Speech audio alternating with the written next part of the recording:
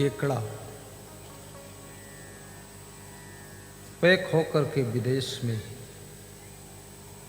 जब पहुंचे तो केकड़ों की जो पैकिंग थी, डिब्बे का ढक्कन, तो कई डिब्बों का ढक्कन खुल गया, रास्ते में खुल गया उठाने रखने में। लेकिन एक एक डिब्बे में 20-20 केकड़े थे, केकड़े बराबर बैठे थे, वो कहीं भागकर नहीं गए। विदेशियों ने जब देखा ढक्कन खुला है, डब्बे में केकड़े बराबर, तो उन्होंने कहा कि भारत देश से जो केकड़ों की पैकिंग आई, पैकिंग अच्छी नहीं थी, उसका ढक्कन खुल गया, लेकिन केकड़े इतने अच्छे और ईमानदार थे, कोई भाग कर नहीं गए, सब बैठे रहे। भारतवासी भी वहीं खड़ा था, उसने कहा कि जिस ढंग के केकड़े हैं इसी ढंग के भारतवासी भी हैं।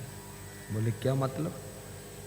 बोले ईमानदारी के कारण ढक्कन खुलने के बावजूद भी भागकर नहीं गए, ऐसा नहीं है। एक जब ऊपर निकलने की कोशिश करता है तो 19 केकड़े उसकी टांग पकड़कर नीचे खींच लेते हैं, इसलिए कोई निकलकर बाहर नहीं जा पाया है। अगर सहयोग करते तो सब केकड़े भाग जाते। भारत के लोग भी करीब करीब केकड़ों जैसी आदत से लिप्त हैं। एक व्यक्ति जब उन्नति करने लगता है, सैकड़ों लोग उसकी टांग पकड़कर नीचे खींचने लग जाते हैं और उसको उन्नति नहीं करने देते, कोई न कोई प्रकार की बाधा डाल देते हैं। इस बीमारी का नाम ईर्ष्या है, इसको ईर्ष्या कहते हैं। ग्रामीण भाषा में इसको झरसुआपना कहते हैं, जलन कहते हैं, जलन भी कहते हैं। लोग कहते हैं हमको देखकर गांव के लोग बहुत जलते हैं।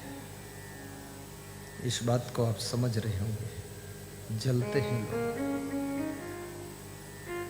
जलो लेकिन दीपक की तरह जलो, दूसरों को रोशनी दो।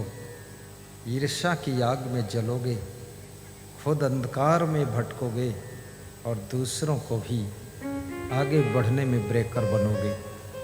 ईर्ष्या की तरह मत जलो, दीपक की तरह जलो।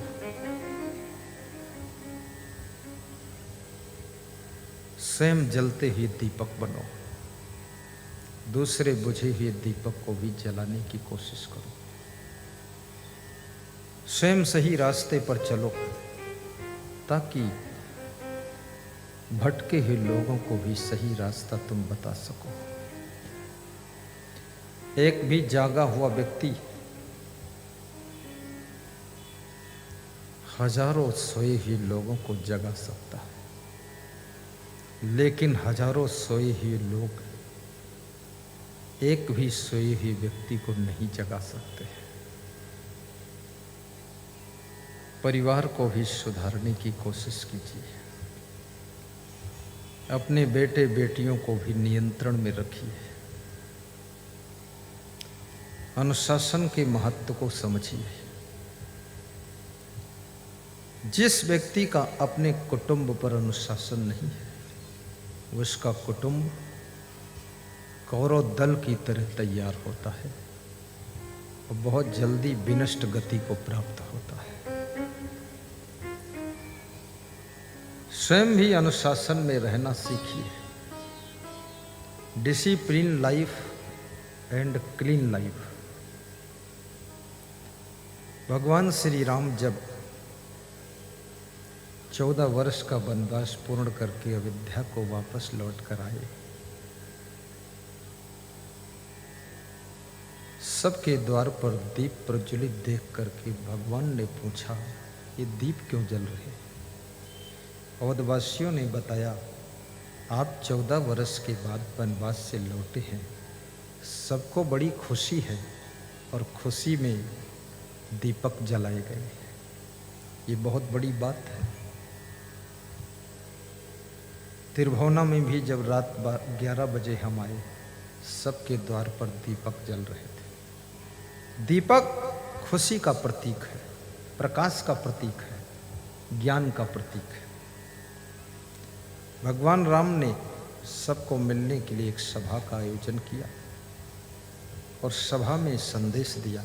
भगवान राम बहुत अच्छे वक्ता भी थे। याद रखना, ऐसे कोई भगवान नहीं बन सकता है। जब बहुत गुण होते हैं, बहुत कलाएं होती हैं, वो व्यक्ति महान बनता है। और उससे अधिक जब कलाएं होती हैं, तब वो व्यक्ति जब भगवत गुणों से पूर्ण होता है, तब वो भगवान बनता है, तब वो भगवान बनता है। आज तो कितने लोग इंसान भी नहीं बन पाए। इंसान का चेहरा मिला और चरित्र शैतान का बना लिया है। पशु पक्षी भी उनको देखकर शर्मिंदा हो जाते हैं।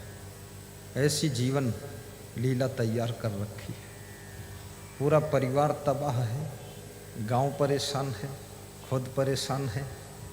जिंदगी मिली थी फूल जैसे खिलने के लिए और जिंदगी को बबूल के कांटों सा बना लिया है।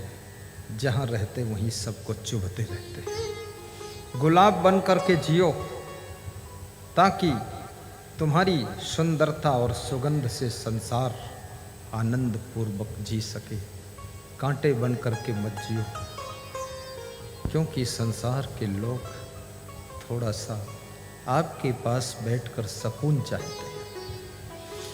उनके पास तुम बैठना चाहते हो जिनके पास बैठने से तुमको थोड़ा शांति एहसास होती है। अपने जीवन को ऐसा बनाओ।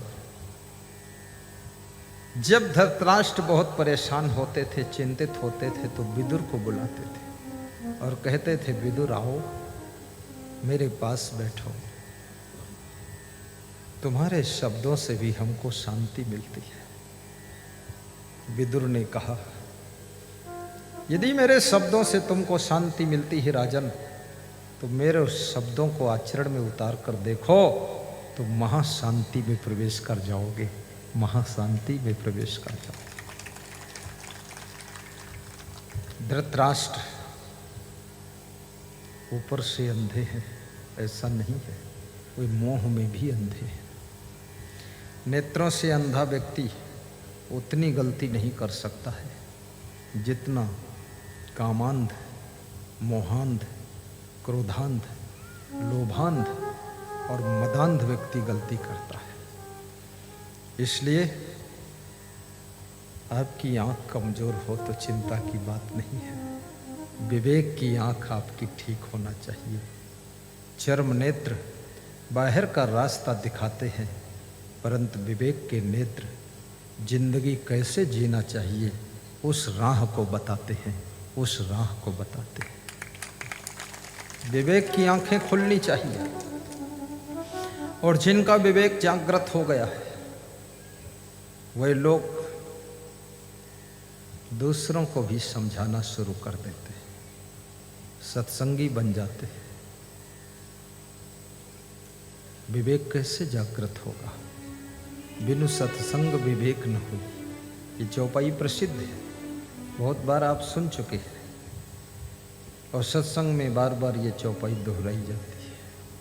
परंतु ये भी याद रखना, सत्संग सुनकर यदि विवेक जागृत हुआ है और सत्संग छोड़ दोगे तो विवेक फिर खत्म हो जाएगा।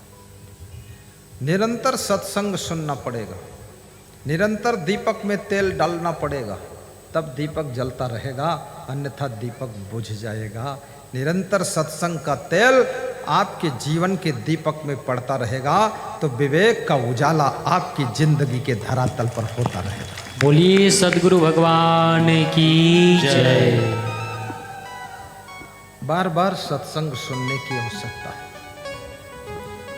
कितने लोग सोचते हैं एक बार सुन लिया, दो बार सुन लिया, अब क्या जरूरत है? गुरु जी का दर्शन भी एक बार कर लिया, अब क्या जरूरत है? जरूरत है, क्योंकि गुरु जी के दर्शन के बाद भी न जाने कितने कितने लोगों के तुम दर्शन करते हो, न जाने कितने कितने लोगों को तुम सुनते रहते हो। और ये माया के प्रपंच की बाजार के बीच में तुम्हारा विवेक धूमिल हो जाता है।